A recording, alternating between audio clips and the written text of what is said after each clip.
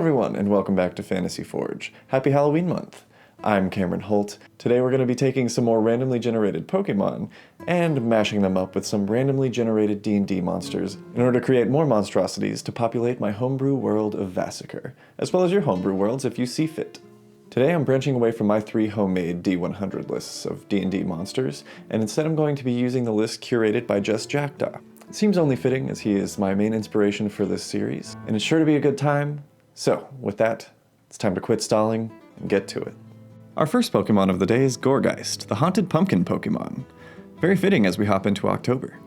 According to their Pokedex entries, depending on the game you're playing, they either wander the streets during a new moon, placing curses on people through song, or use their hair-like arms to wrap up their prey and sing joyfully as they enjoy the suffering. God, I love ghost types. The D&D monster being fused with the ghostly Gourd is the Death Tyrant. These lich-like beholders are nothing but skull, and retain some of the innate magical abilities of their flesh and blood counterparts. More often than not, Death Tyrants are used as guardians by powerful wizards, and are hardly ever found near living beholders, who tend to find them tacky and distasteful.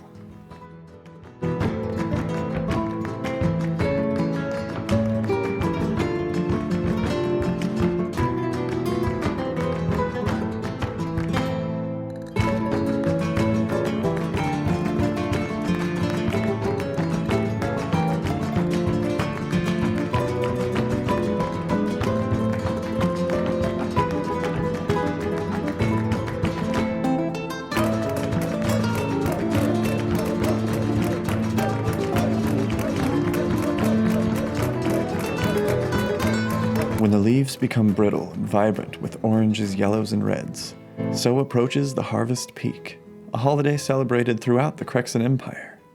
Scarecrows, pumpkins, bats, and all things spooky decorate the homes and storefronts throughout the empire, and there is ample food for all, and no need for anyone to be working in the fields. Being such a dangerous and magical place, there are many stories of horrid creatures in Vasikker, but the one that is always the most whispered during the Harvest Peak Festival is that of the Death Gourd.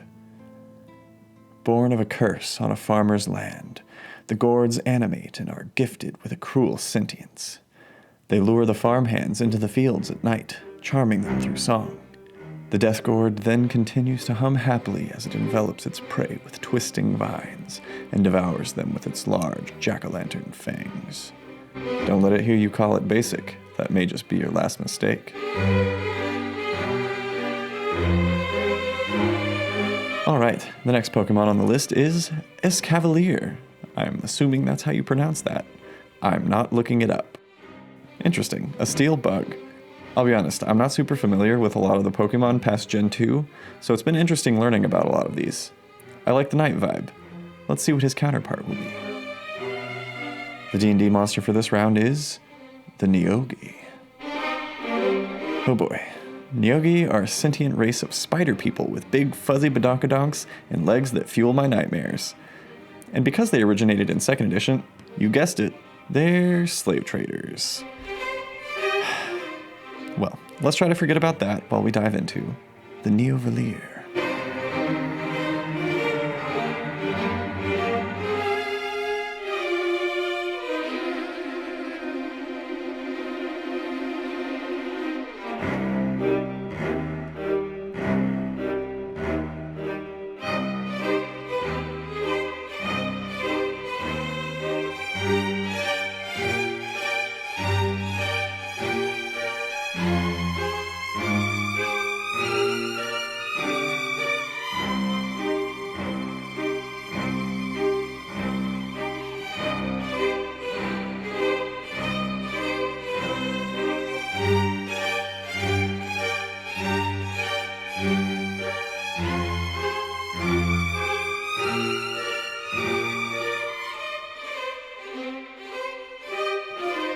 Miles and miles beneath the surface of Vasikker runs a complex and vast collection of tunnels and caverns known as the Underdark. During the 500-year war between the humans and the elves, the Drow answered the call of their surface-dwelling brethren in their time of need. When the war was finished, the majority of the Drow stayed on the surface, bringing their families and ushering in a new era of acceptance among the elves. However, this left the massive elven cities of the Underdark unattended. and ripe to be overtaken by another of Lolth's followers, the Cavalier. Born in Lolth's image, the Cavalier are a race of intelligent arachnids. Upon discovering the abandoned cities and technologies left behind by the Drow, over the last 500 years, the Cavalier have spent generations arming and armoring themselves, slowly fusing flesh with steel. But what are they arming themselves for? Could they be hatching a plan to invade the surface and take it for themselves? Or perhaps they are doing so to defend themselves from a danger that lurks even further beneath their acquisitioned city. Our last Pokemon of the video is Coffin, the Coffin Pokemon. Guys, these newer generations are so strange. So apparently this dude is made of solid gold and takes advantage of unknowing grave robbers by dehydrating them into mummified corpses. Neat.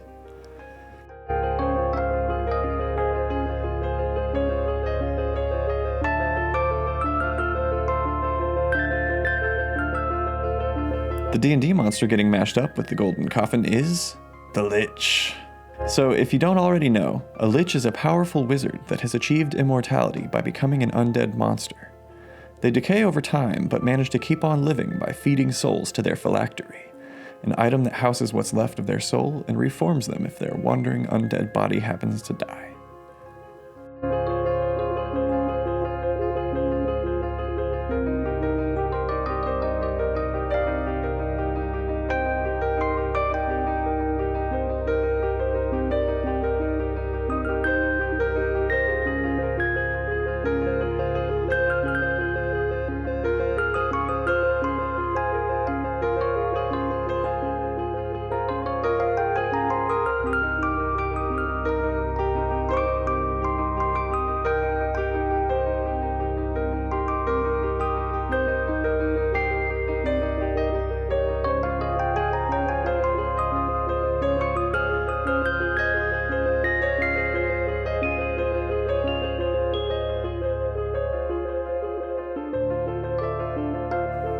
His body was failing.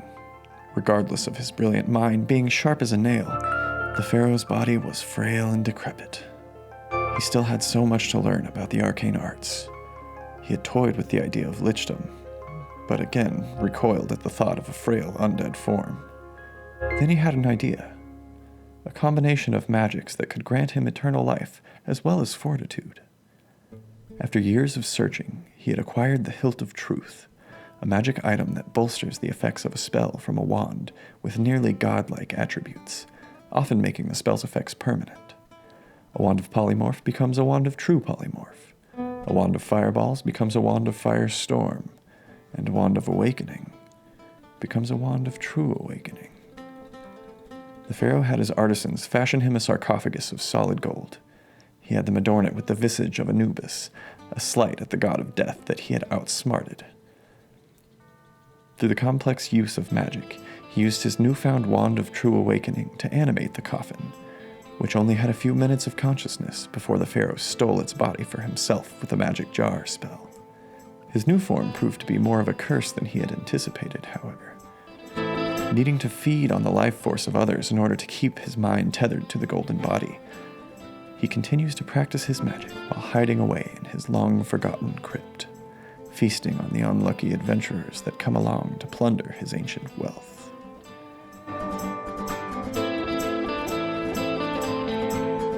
Thank you guys so much for watching. A huge thank you to all of my new subscribers. At the time that I'm recording this, we are only 36 subscribers away from having our own custom YouTube URL. So subscribe to help out and ring the bell to be notified of more monster mashups, as well as our new paranormal and true crime art show, Drawing Conclusions, featuring myself and the beautiful and talented Samantha Zuckerman. I'm also near completion on my first D&D story animatic, so stay tuned for that as well. Thank you again for watching, and I will see all of you in the next video. But until then, stay safe out there, adventurers.